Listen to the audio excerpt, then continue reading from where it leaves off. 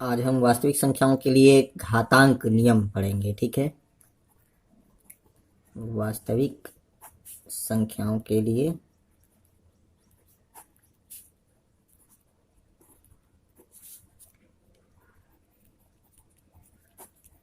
घातांक नियम।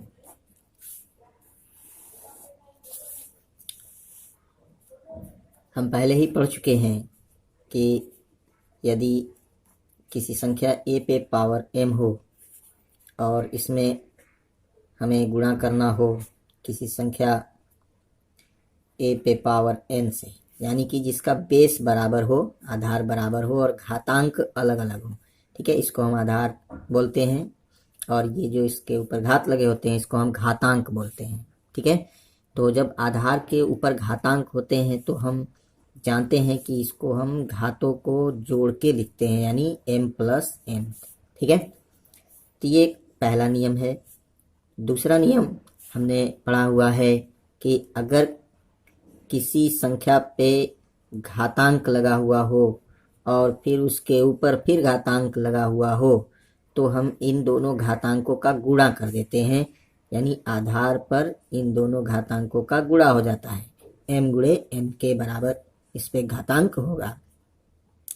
तीसरा नियम जो हमने पढ़ा है वो होता है भाग का नियम, यानी a पे पावर m है और a पे पावर n है और a पे पावर m में a पे पावर n से भाग देना हो तो हम घातांकों को घटा देते हैं, यानी a पे पावर m माइनस n हो जाता है।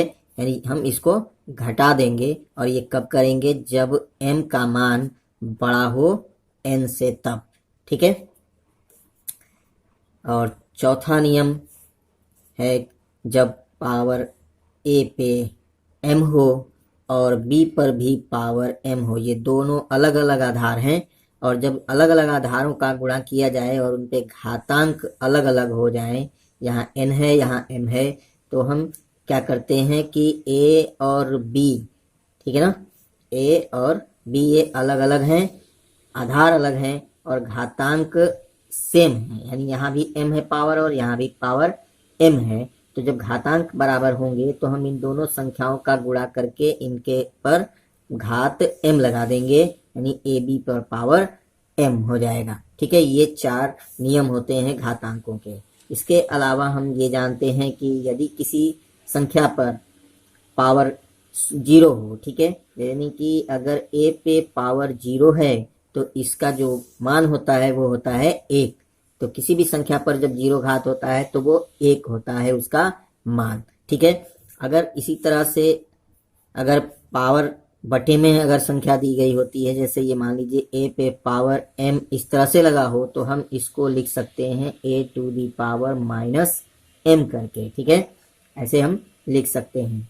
और जब रूट लगा हुआ होता है, जैसे a पे पावर ये रूट अगर है तो इस रूट की वैल्यू कितनी होती है 1/2, यानी a टू दी पावर 1/2 इसकी वैल्यू होती है।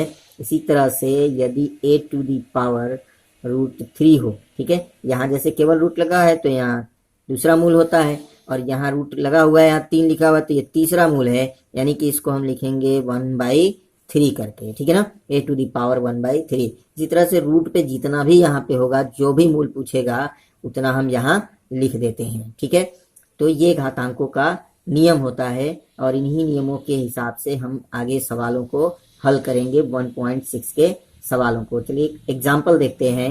मान लीजिए कि 2 पे पावर 2 और गुणा 2 पे पावर 3 हो तो हम इसको कैसे लिखेंगे, 2 पे पावर 2 प्लस 3 करके, यानी 2 पे पावर हो जाएगा 5। ठीक है, इस तरह से दूसरा लिखते हैं। मान लीजिए 2 पे पावर 2 हो और इस पे पावर 3 हो तो हम इसको कैसे लिखेंगे, 2 पे पावर 2 गुना 3 बराबर हो जाएगा 2 पे पावर 6। ठीक है, इसी तरह से हम तीसरे रूल को अप्लाई करेंगे। मान लीजिए 2 पे पावर 3 है और 2 पे पावर 2 है तो 3 बड़ा है और 2 छोटा है तो इसको ले जाके घटाएंगे, यानी 3 माइनस 2 करेंगे तो 2 पे पावर 1। किसी भी नंबर पे जब पावर 1 होता है तो उस नंबर के बराबर ही आंसर आता है, यानी कि इसका आंसर होगा 2। ठीक है, इसी तरह से एक और एग्जाम्पल हम देखते हैं। यदि 3 हुआ, चौथा रूल हम देखते हैं। मान लीजिए 2 पे पावर अगर हम यहाँ लिखें 3 और इंटू 3 पे पावर 3 लिख दें तो हम इसको लिखेंगे 2 इंटू 3 पे पावर 3 बराबर हो जाएगा 6 पे पावर 3। ठीक है, तो ये हमारे घातांकों के नियम हैं और इनका हमने इस तरह से प्रयोग करना है। तो ये अभ्यास 1.6 का हम सवाल हल करते हैं।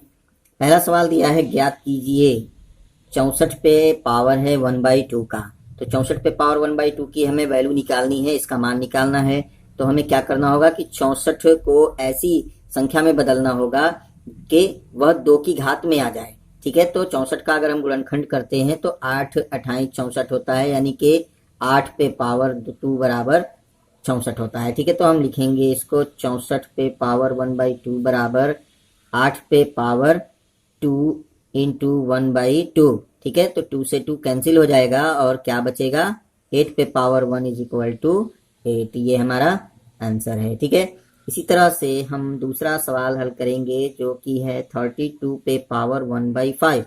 तो हमें 32 का ऐसा फैक्टर बनाना होगा जिसके पावर 5 आए। ठीक है, तो हम 2 के फैक्टर में अगर 32 को बांटें तो 2 2 जा 4 2 जा 8 2 जा 16 2 जा 32। तो 1 2 3 4 5 यानी कि 2 टू दी पावर, अब इसमें हमें पावर कितना लगाना है 1/5 का। तो 2 टू दी पावर 5 हुआ इंटू 1/5 यानी 5 से 5 कैंसिल हो जाएगा। 2 टू दी पावर 1 की वैल्यू होती है 2। ये हमारा आंसर है। ठीक है, इसी तरह से 125 का आप खुद करें। दूसरा क्वेश्चन जो दिया हुआ है, दूसरे में पहला सवाल, इसको भी ज्ञात करना है। लिख रहा है 9 टू दी पावर 3/2।